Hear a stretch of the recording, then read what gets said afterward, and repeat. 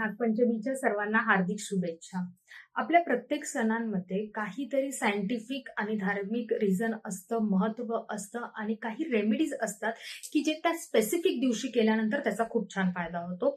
अशीच मी एक रेमेडी तुम्हाला आज सांगणार आहे, जी खास तुम्हाला नागपंचमीच्या दिवशी करायची आहे. कोणी करायची आहे?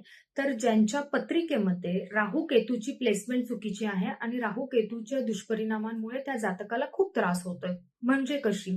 तर राहू किंवा केतू हे प्रथम स्थानात, लग्न स्थानात किंवा विवाह स्थानात असतील तर राहू केतू हे त्रिक स्थान म्हणजे 6, 8, 12 ह्या स्थानांमध्ये असतील तर राहू केतूची अंतर्दशा किंवा महादशा चालू असेल, त्याचबरोबर जर कालसर्प दोष तयार होत असेल पत्रिकेमध्ये म्हणजेच राहू आणि केतूच्या मुखामध्ये सगळे ग्रह अडकले असतील तर अशा वेळेस कालसर्प दोष होतो आणि खूपदा अशा वेळेस लोकांना सापांची स्वप्न वगैरेही पडतात, विवाहात प्रॉब्लेम येतात, संतती प्राप्तीसाठी प्रॉब्लेम येतात, विवाह टिकण्यासाठीही प्रॉब्लेम येतात. खूपदा पितृदोष असतो पत्रिकेमध्ये. हे सगळे दोष स्पेसिफिकली राहू आणि केतूमुळे होतात. त्यामुळे आज नागपंचमीच्या दिवशी हा उपाय तुम्ही नक्की करा. हा व्हिडिओ शेवटपर्यंत बघा, सेव्ह करा आणि शेअर करा. काय करायचंय तर ह्या दिवशी तुम्हाला बाजारातून चांदीची नागजोडी विकत घ्यायची. मी तुम्हाला दाखवते. साधारण तुम्हाला जेवढ्या साईजची पाहिजे तुम्ही तुमच्या बजेटनुसार जेवढी तुम्हाला नागजोडी पाहिजे तेवढी चांदीची नागजोडी विकत आणायची आहे आणि आता ही तुम्हाला दान करायची आहे. प्रोसेस समजून घ्या. ही चांदीची नागजोडी तुम्हाला हातात ठेवायची, त्याच्याबरोबर थोड्या अक्षता ठेवायच्या आणि तांब्याचा कॉइन ठेवायचा आहे.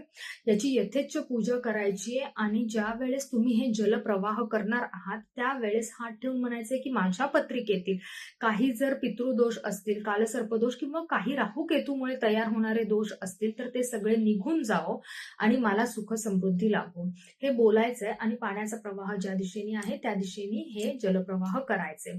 समजा तुमच्या इथे जर नदी नसेल, कारण की हे आपल्याला चांगल्या पाण्यातच जलप्रवाह करायचंय, कुठल्याही घाणेरड्या पाण्यात, गटारात, नाल्यात करू नका. नसेल तर सरळ महादेवांच्या मंदिरात जा.